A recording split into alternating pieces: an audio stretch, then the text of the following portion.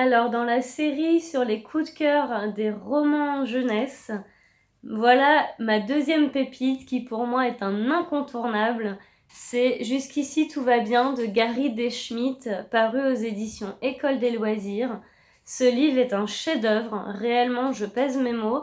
C'est l'histoire de Doug, qui est un jeune homme, donc un ado, qui va devoir, en fait son père a été licencié et du coup ils vont devoir avec sa famille quitter la ville de New York et s'installer dans Marysville, qu'il appelle d'ailleurs lui-même Stupide Marysville, parce qu'il est évidemment pas du tout enchanté de ce déménagement. Il est fan de baseball en plus, donc pour lui New York c'était quand même quelque chose.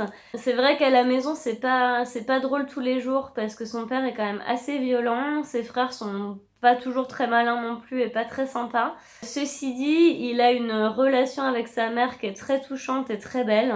Et surtout, il a ce type de force qu'ont les personnages comme ça, les personnages forts de romans, ceux qui sont capables de rebondir, ceux qui ont de la force de vie. Et pour le coup, lui, il en a. Et en fait, ce déménagement va avoir vraiment un aspect positif.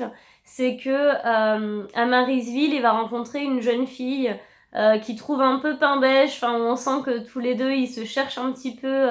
Surtout au départ, ils sont un peu dans la vanne, dans la provocation. Elle, pour le coup, elle va à la bibliothèque très souvent. Il va la suivre un petit peu par défi au départ.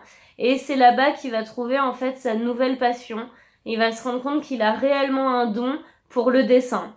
Et donc c'est la découverte. Je vous dis pas quels sont les dessins en question qui vont être sa révélation. Je vous laisse découvrir tout ce pan-là de l'histoire en fait, qui est absolument génial. C'est vraiment très sensible. C'est pas du tout cucu. Il y a cette espèce de ton en fait qui est très oral et très impertinent entre guillemets, qui est vraiment la voix de Doug.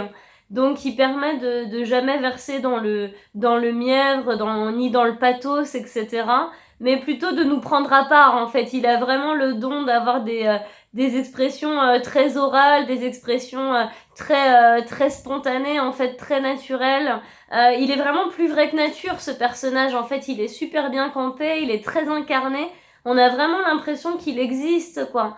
Et j'avais vu une vidéo de l'auteur qui racontait que vraiment lui il écrivait des romans ados pas du tout par dépit mais vraiment parce que c'était une période de la vie charnière qu'il trouve absolument passionnante en fait, ce passage de l'adolescence à l'âge adulte, et je vous garantis que ça se sent dans le livre. On sent qu'il y a une réelle passion de dire ce moment-là de la vie, que c'est vraiment important, que ça a du sens. C'est un vrai roman d'apprentissage, mais comme on en lit très rarement.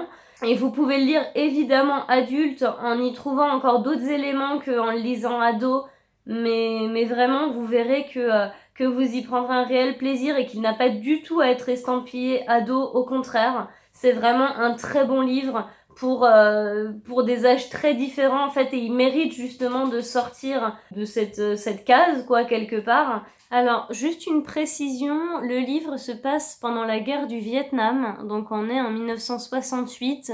Ça va être assez secondaire la plupart du temps, mais vu qu'il y a un frère de Doug qui est parti faire cette guerre, ça reste quand même assez important. Donc voilà, pour résumer, un livre doux, amer, comme peut l'être l'adolescence et comme peut l'être la vie aussi, qui vous parle du temps qui passe, qui vous parle des choix qu'on fait dans la vie, de résilience aussi, de famille évidemment, enfin voilà, de tout un tas de sujets comme ça, mais extrêmement bien. C'est vraiment pour moi un nouveau classique. En tout cas, il est sorti il y a 2 ans maintenant, mais c'est devenu pour moi du fond de librairie, c'est-à-dire un livre qui va rester. Je vous conseille vraiment de le découvrir et vous m'en direz des nouvelles. Et qu'est-ce que ça peut faire si tous les gens de cette stupide Marysville entrent dans cette stupide bibliothèque tous les stupides jours? Qu'est-ce que ça peut faire? Je suis arrivée en haut et je suis entrée dans cette grande salle quasi vide. Il y avait une peinture sur le mur, un type avec un fusil en bandoulière, qui avait l'air d'avoir une vision ou je ne sais quoi. Et au milieu de la salle, il y avait cette table carrée, recouverte d'une vitrine en verre, et rien de plus. Tout cet espace, et rien de plus. Si mon père avait un tel espace, il le remplirait d'outils, de planches, d'une perceuse à colonnes, d'un tour, de boîtes de conserve et de trucs, avant même que vous n'ayez eu le temps de dire ouf. Il y aurait de la sueur par terre, des toiles d'araignée au plafond, une odeur d'acier et de l'huile de machine partout. Je me suis approchée pour voir pourquoi cette table nulle était la seule chose que contenait cette salle nulle.